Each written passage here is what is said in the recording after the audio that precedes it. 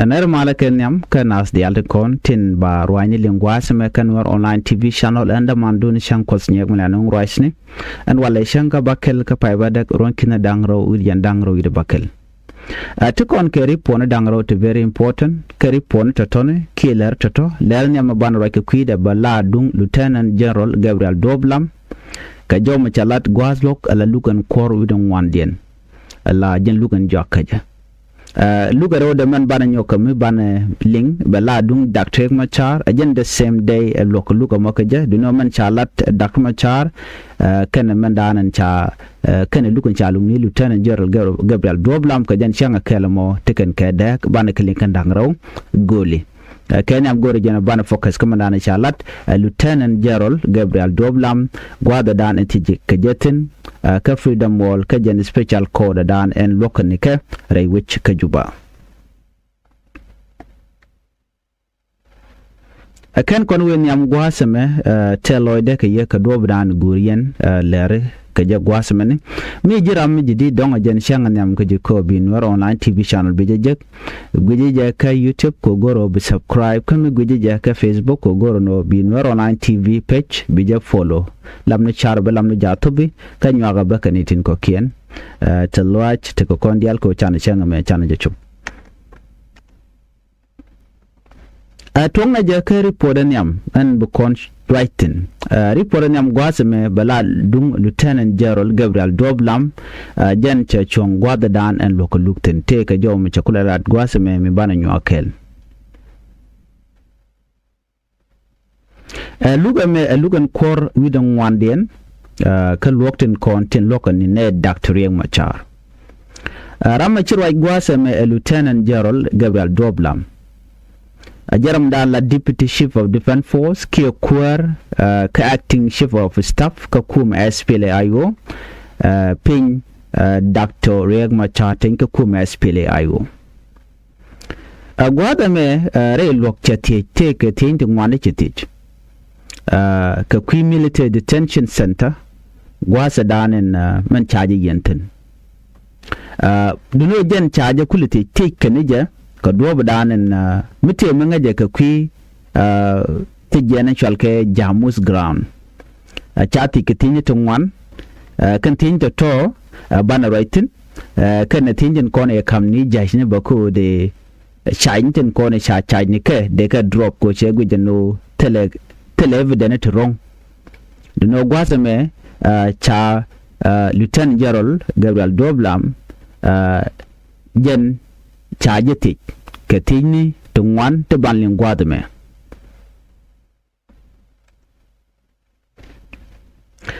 si Gabriel Doblam che tini ketin kon chadi tini ke che kaloch manyam according to report dana chalat anona watch ne tungwan chinaro ajalun ko korun tungwan ke kwi Jamus ground gwade dana chaji yenten ko te underground military detention center ray wiki juba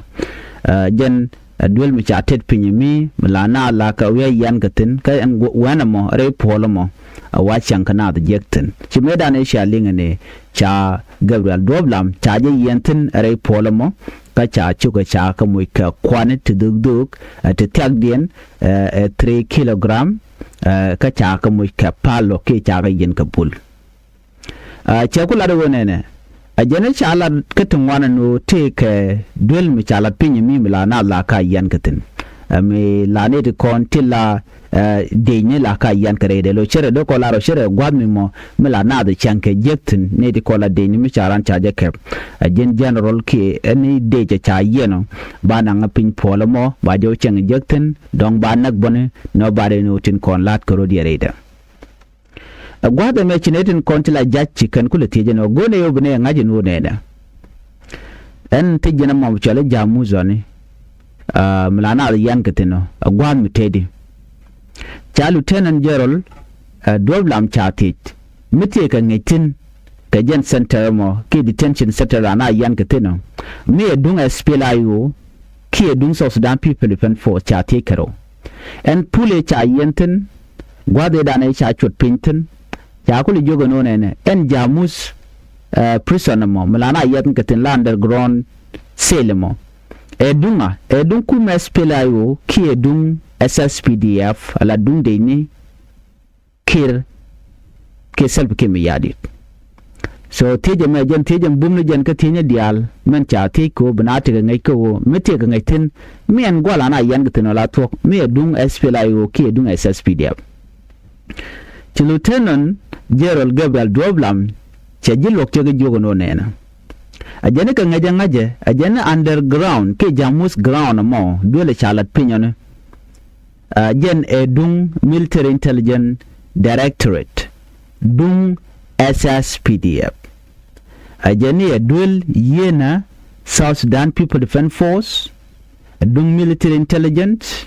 unit milane te kon tila deni la National Army la kanangatin ba ko yenten ba ko torture ki ba ko chenga jekten ke report dan chalat gwasmen jela na da nan kare jamo ba ka nangtin ana ba ko torture tin ajene dung deni SSPDF chela ro nene ajene lwa yena na mo ajene shanguten kontin yan kene na la normal military legal system and yoske ajene che use ajene de kon kuja manach kene de kon la deni SSPDF ajene nga jenetin kon tin la lwa yene tin te pin military police she goten kon yan kanatin tin te pin deni SSPDF ti Lieutenant General Gabriel Doblam che jo mo che jalat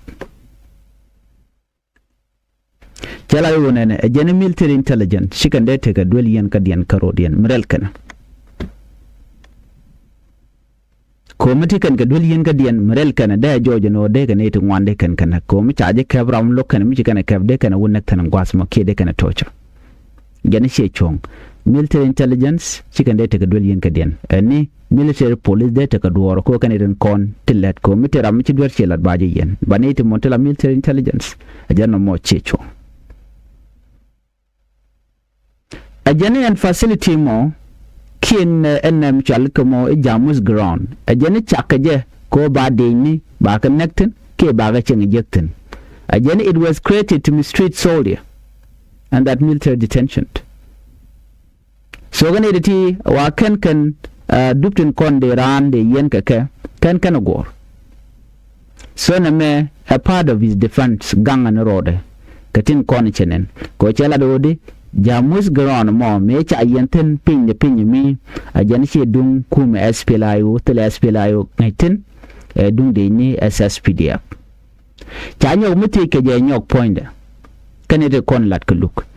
cha Lieutenant General Doblam cha nyok muti ke je nojin ni me kan yen ko gwase dan tire de ni SSPDF shiminwe ka jamus ground gwade jin kuera la deputy chief of defense force shemenen ngi jen wotetin ko teje mene tin mi goro no baja ngajala to ko arami mo mala senior military kiete ka position midit mengai dete dial ko lat kroden de ka ngach de god dial ko yan natin de ka ngach underground tin yan natin kiene miten wana modere ngach ci Lieutenant General Doblam chela do nene jana kana menen la lianga neja chen changanje no under detention e ko detain ki exist jan chen changanje ete jamus underground teten jana ngaje je ka shenge dan e yan kana ha ano te ka underground to gudetin te yan kana tin ka wana torture tin e dini SSPDF ajana ben ngaje gwasame ajana ngaje ni military police ano tiken ka lwa yen ti yan kanaten but kan ngaje no dene de kondla di nya SSPDF de kan te ka underground cell milana wi achot ka pinten ajana ka kor gwa de chuwa tene to ngwanti ti cha yen te ngaja no jana me cha ne de ngwan cha yen jana shwa committee shwa je form ko take net cha yen de shop kur de kesni kende ke gwich no bane da to jene cha ka yen under military police precinct jene terami mo me cha nan kam chal ka mo jamus ground a jene jamus ground mo kwa jawle ngo ngach ke chenge dan e cha chut reide jene kwa jale wanga me cha yen ano gwab mi chare leka mi yan ga natin ano ka duwa mi chiro da lot kan dishit ka ti di shalingti ka chalat Lieutenant General Gabriel Doblam knew the general ka part of his defense ka jen kwi loko money ko ka testimony ni ti nyudo whether kon yan kanatin syang kanada jekten ko shaling ano janete ne ka pet baro reida ka jana gwan mi chulchul gwan mi chay yentin ka kwan ka cha nong re chang ke gwan mo boy ka cha no go der mit ka kwen mo gwa ka cha no go jen bo der we dolwal ko changa jek ko kwa to chere mot ka jen jamus gron mon gen ko te tin je ko ne ga nyam ne che jalat mi che kana me wa ne me bala hebden kanyin ka tinyo dan go cha changa jekten testimony ne me so ne me jen an chalat gwalok and wenamo chachu gujenu by the caption so ga diale shaling te ke kwide adobe dane cha yeneja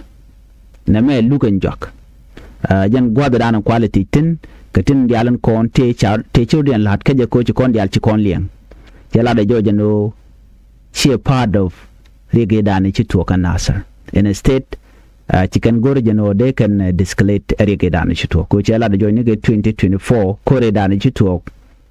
kam ngani wore gen dina SSPDF chikan on wode kana kapchong ano chukan deni chop ko kudang baro di jendang di chukan kalat kana ser gwate dan ke 2024 chwa kor chwa kapchong kam dina SSPDF kan de ni kan nor wai am alan mi chikan ladane me china ben ka conclusion o ba unify forward ba jala lad then after that kana bla lad kuma selbi ke mi hadit me chi aren go chi deni chi nyago nyok kan nor wai am mukula te kajere ga to gantama me kan they can the same system use ko they can courage and then she regi chu to we yalla mukula te kajan lugo lat konomentam chala da woni tele ne tet katin ko lat ko den te yalla yalat ke chak na me political motivated cha goro no dong tem gwam de to ko chati je lunga quick command no mite mi ngaje che we de do kula ngaje de kan part of SSPDF tele me be ka ne da kon ngai ka ngwa ka ne de kontenial ala ne de kon ne kel ke self kem yadi so ne me agenda na shoda lat ke je lugo dan sha lungni kwar ka kwar kuma spelayo ne me da la jena nyam no ban we ka dung Dr. Machar ani gorno biya nyokomi lingia ka report do dien ban chongwa de me ko che tam chedit ban yo link ka report da